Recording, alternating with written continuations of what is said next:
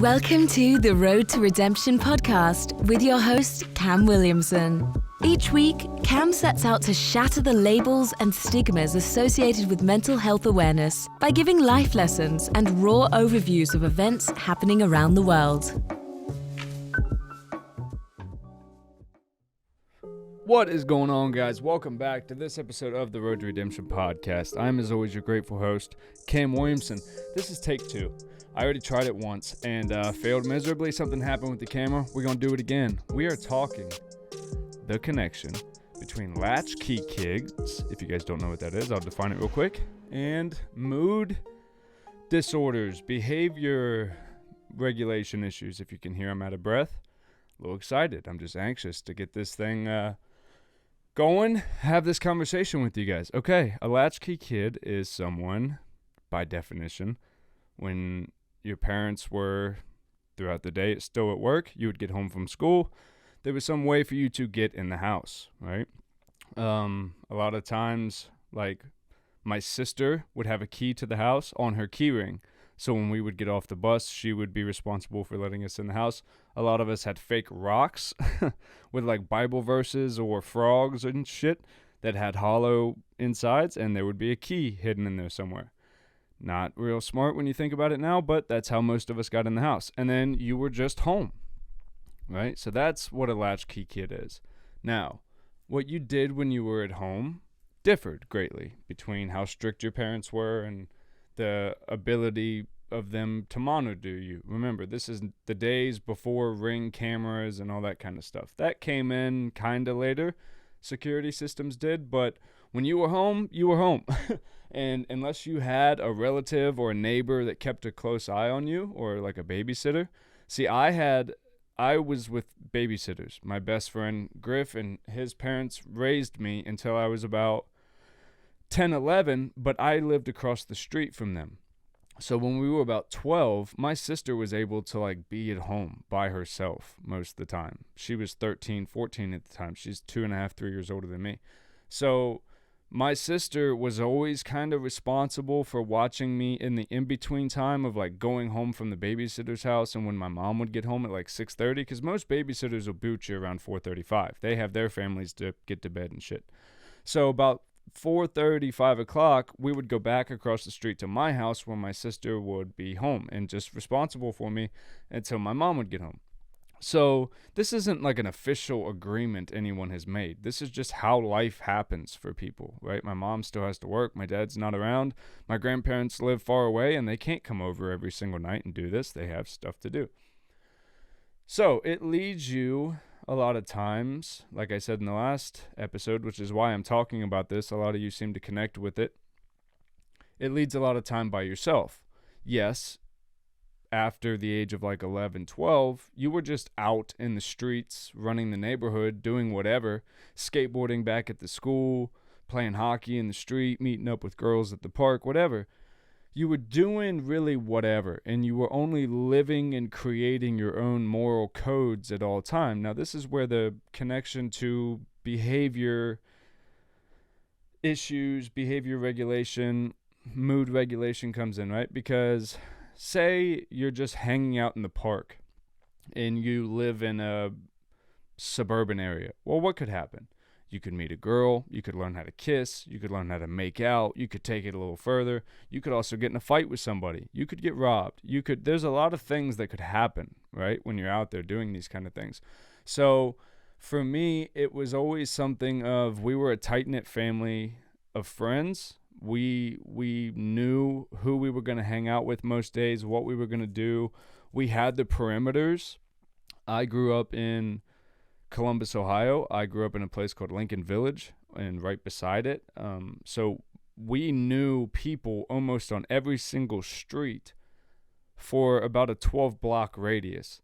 So you could have been at anyone's house or really ran to anyone's house if need be, where someone could have called somebody that knew somebody, right?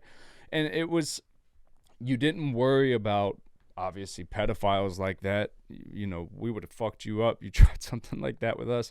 So that kind of stuff didn't come in until after I was grown, and, you know, now I have to worry about it with my kids more. but that's internet type stuff. Like the internet didn't even come in until I was 12, 13, 14-ish. Not saying that's when it was invented, but that's when it really came to prominence for us. We were in the streets until the streetlights came on, doing whatever the fuck we wanted. So whether the house rules were that you were allowed to like date girls or hang out with certain types of people, when you were in the street, you did whatever you wanted. So like we dated from a young age. Like my best friend Griff, he dated the same girl from the time we were like very young, 6, 7, 8, like as kids shits, until they were in high school. Like, and again, you met people and you formed these relationships, and I myself and I saw my friends like experience their first kiss at very young ages. And this is stuff that when you go home and you're by yourself, it makes you excited and it gives you a purpose for the next day. I'm going to go and see my girlfriend. I'm going to hang out with my buddies. Or I'm going to try that new trick on my skateboard. And you're not really being checked, right? I wasn't. So like they would have just told us, hey man, you need to really do better at school. And I'm going, man, fuck all that. Fuck all that. Did you do your homework? Yeah. Okay, cool. And they don't have, like, my parents never had the time to see if I was actually doing my schoolwork. I genuinely believe my parents cared. They just didn't have the time. So they trusted me a lot when they shouldn't have. When it was like, yo, did you do your homework tonight? Your teachers have been calling me all fucking week. And I'm like, yeah, I did it. Just to get them off my back so I could get on the phone and talk to whoever I was trying to talk to. And then, like, I kind of started going into AIM. Like instant messaging came in at a weird time for me. I lost a lot of key people in my life. My best friend Griff and I kind of split up at that time because he went to one school. We moved from that house across the street from them, and we moved in with my grandparents. So we were already gonna like go make this big jump from intermediate school to middle school. We were going from 6th grade to 7th grade, and everything I knew changed. I started hanging out with other people, like people at my grandma's house. And that was a totally different group of friends. Not that we didn't know each other, but I hung out with them when I went to my grandma's house and would run those neighborhoods. But that was 15, 20 minutes more towards the country side of things. I wasn't used to that. So these kids like were dirt biking and fishing and that kind of stuff, which was cool. But I didn't really do that. I skateboarded, and these were rough kind of, yeah, they were cement roads, but it was out more in the country, so they were rough gravel roads, like rough cement, so you couldn't really skate like that. The best place you could skate was you had to walk across the street to this little elementary school, and you could get on like some of the pavement that they kept up on the sidewalks, and you could like practice ollies and shit. But there was no skate parks or anything. You had to go 35-40 minutes to Dublin to the closest skate park. So again, you're making the best of what you have.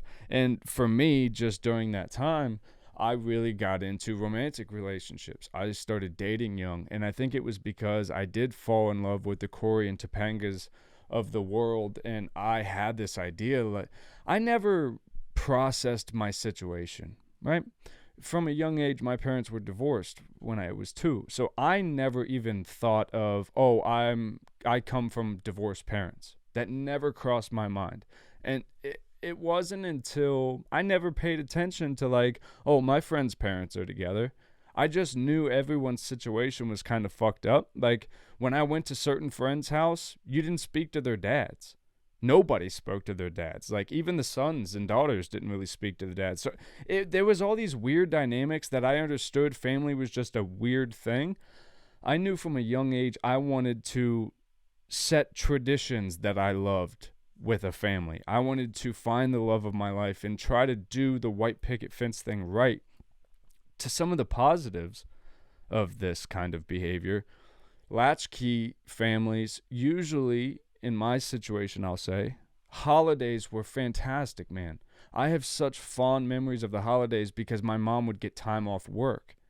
That's when bonuses would happen and shit. So like during the holidays, we would have this immense feeling of real family. Me, my mom, and my sister decorating Christmas trees, putting up Halloween decorations. My mom did a great job when on the weekends of deep cleaning house, lighting candles, really making it feel like a home. Again, this is never a judgment on my parents. This is the way that the times were when I grew up that caused behavior issues, right? That's the whole focus.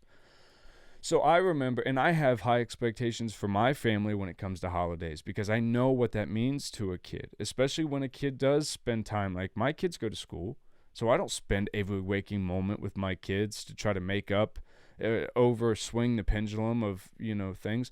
I understand that some things are still necessary for kids to learn, but it takes guidance, and it takes, oversight on a situation from someone who's been through it. And that's one thing I never got. So getting into the relationship aspect, from a young age, I was meeting girls who were in similar situations, that their parents were absent often. We were emotionally, immature, not able or really even aware of the fact that we weren't processing emotions healthy. So you're doing a lot of things, not to mention if you're raised by any type of behaviorally issued parents. My parents had their issues of anger outbursts, and my grandfather had his temper and stuff like that. So I always knew anger was not what I wanted. I wanted to be the opposite, which led me to being like a over romantic and a people pleaser. And essentially I was just I was whipped in every relationship I was in, because all I cared about was you loving me and showing me attention, and you miss me when we're not together, and all this really unhealthy, toxic, clingy stuff. Because I had learned subconsciously, everybody that claims they love you will leave eventually. They'll have to go do something else that's more important. That's just how it felt. Right? When you're a kid, you don't understand why your parents are going to work. You just see everybody's off doing other shit that doesn't involve me, because I'm just not worth either being brought with you or whatever. So then you meet people, and the infatuation of young love sets in, and now you're rushing home instead of to grab your board and go play hockey, but now it's to sit on the phone all night. And you form these bonds with people, right? And a lot of it stems from, like, they don't get the attention from their parents they want. Their parents aren't paying attention to them, so you're up all night talking on the phone, and it's like you do these things. That's what I did. Now, again, I had friends that were not allowed to do shit like this, and it was kind of wild that we would show up to school 2 hours early to, like, hold hands in the cafeteria and shit. But then, like I said in the last episode, once you get different freedoms, you get old enough that you have cars. Well, now I'm not having to wait until my parents are at work. Then I skip wrestling practice because I know it's going to take 2 hours to walk and meet you halfway, so we can walk back to my house, hang out for an hour before you have to be picked up before both of our parents get home. Like, that's the type of shit we did. So then at 17, after, I had been broken up with, had my heart broken for the first time, the girl that I was with broke up, cheated on me, and went and had a kid at like 16, 17. So in the next relationship I was in, I subconsciously morphed this situation to where I ended up getting this girl pregnant and having a kid. And it was all out of spite and like all this immature stuff of like, well, if you're going to go off and build this family with this person, well, I can do that too. And I can love this person just the same. And like all these fucked up ideas of love and family and just misguided infatuations and dreams and fucked up things that all come with good intentions. You want to love people. You want to build a good family. But no one's there to show you like, yo, if you do this, you're still going to deal with it at 30, even if you haven't really learned what love is. We were sitting there watching 16 and Pregnant over and over, idolizing these people and these things and these behaviors and stuff. And it made sense to us because a lot of these things we were doing. We were sneaking off at nights and we were meeting up and stuff. So again, at 17, I was told I had a kid, and I quit high school, and that was with little resistance from my parents. I moved in with this girl and her parents, and I worked 2 jobs, and I became what I thought was a man. Her parents let us drink, me, because she was pregnant. So I would drink when I would get home from work and stuff. And then I realized I didn't like this person at all. So I would start drinking more to try to be like, all right, just deal with it. That's what a man does. And it became this big, heavy, toxic situation where her parents were incredibly mean to me. So I would try to like avoid being there at all. But I couldn't really go around my mom because it was just too heartbreaking for both of us. The fact that I was away and she wasn't really okay with it, but felt like she didn't have a choice. And so I learned very early, like, there's not going to be people there for you to guide you through these situations. You're going to have to figure them out for yourself. Well, then when that situation fell apart, she claimed she cheated, said the kid wasn't mine. She hooked up with a guy that I went to high school with and was friends with, and he joined the military. Well, the girl that originally broke my heart was good friends with her after the breakup, and then she kind of came back around in my life after being like, yeah, that situation was fucked up, yada, yada, whatever. So we got an apartment together, and now I thought that I had a chance to like do everything over again, but I also was telling myself I was going to be a good father to her kid because she was claiming this guy was terrible and traumatic and all this. So I was trying to be the savior once again while also losing a kid that I thought I had. And now I was in this weird situation where like I kind of had a baby mama and I was getting back with my ex who had a kid and had a baby daddy, and I was like, man, I'm kind of turning into Midwest trash here. Well, then as things will happen, that one cheated on me again. She takes off and my life falls apart with drugs and alcohol because now I'm just heartbroken. Everything that I am is gone. Nobody that I care about cares about me. And I'm just a fucking lost guy with nobody, nothing. I've given away everything and everybody. For what? To sit in an apartment alone and drink beer that I'm buying from a corner store that won't ID me because I've had a beard since I was 12. So, and it's like, again, guys, this is just the time I grew up in. We knew what stores to go to buy beers and blunt wraps and cigarettes and shit and dips. And, we did all that by the time we were 12. Again, I had a full beard by the time I was 12. So, like, I bought dip for me and my friends all the time at Giant Eagles and shit. So, again, I go and I join the military to try to save my life in the guidance of my mom at this point, saying, I don't know what to do with you. I'm giving you over to the military because I can't help you. She had just gotten me out of a rehab center because I had taken triple C's and almost killed myself. So I join the military. My drinking doesn't stop. I meet a girl. I get married out of impulse. Again, you guys have heard the story of me asking the original girl like whether we could try. When I get home from the military and she writes the Dear John letter, I meet my first wife again, just kind of out of spite, like I'm gonna go and get my life together. She has a kid, so that was kind of nostalgic of that situation, and I thought I would make my situation right with the kid I thought I had. Again, thought I was doing the right things, acting on impulse, not really making long-term decisions, just trying to survive moment by moment, trying to build this life. It's all we're all doing, is we're trying to build a life. And then that all starts to fall apart because I can't stop drinking. I don't really love this person. I'm responsible for them and their kid. I don't know what the fuck I want to do with my life, and I'm getting pressure from their family to get my shit together. While, again, my family's back. I've left my family back in Columbus. I'm now living in Cincinnati area, and I'm kind of isolated myself. It took many years and a few DUIs to get out of that situation. I deployed in 2015, 2016. And I divorced my ex-wife. I had a daughter with her, who was recently born. She was like 9 months old when I got home from deployment, and I was now dating my now wife at the time. And I moved in with a buddy of mine after deployment and tried to settle myself, and ended up here in Tennessee where I live and now own a home and have my youngest daughter. And I'm really working hard to grow my relationship with my oldest daughter.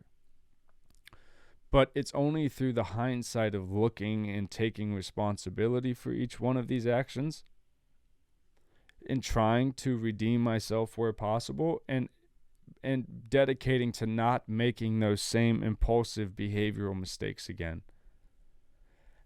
Having kids fast and not assessing your whole situation and doing things on a daily basis, small, intricate details of your life, the people you choose to be friends with, the people you choose to call and tell them you love them every day, the people that you choose to make amends with, the people that you choose to cut out of your life.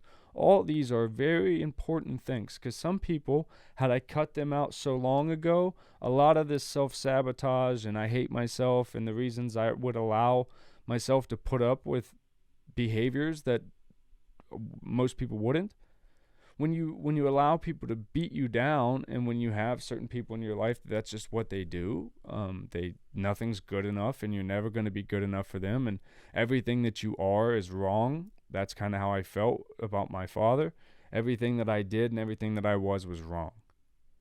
So then in every relationship I was in, I just became a yes man, a chameleon. I dressed however they wanted me to, and I put up with a lot of crazy behavior.